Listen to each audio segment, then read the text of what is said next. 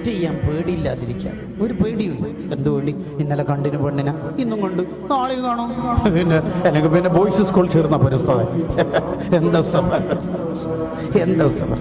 ശരിക്കും ഈ തെറ്റ് ചെയ്യുന്നതിലെ ഏറ്റവും അപകടം എന്താണെന്ന് വെച്ചാൽ 3 കാര്യങ്ങളാണ്. തെറ്റ് ചെയ്താൽ തൗബ ചെയ്താൽ പുറത്ത് കിട്ടുമായിരിക്കും, ശരി. പക്ഷെ തെറ്റ് ചെയ്യുന്നതിൽ വലിയ അപകടം എന്താ വെച്ചാൽ, ഒരു തെറ്റ് ചെയ്തിട്ട് അതിനെ ന്യായീകരിക്കാൻ നിന്നാൽ ചിലപ്പോൾ കാഫർ വരായി പോകും. എന്ത് തെറ്റ്?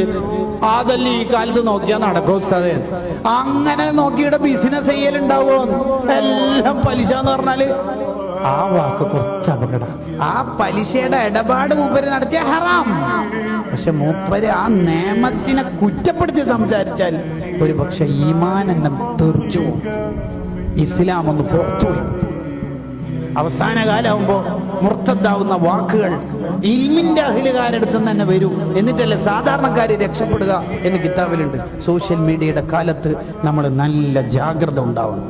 ആലിമീങ്ങളെ കളിയാക്കിയാൽ തന്നെ ഈമാൻ നഷ്ടപ്പെടും.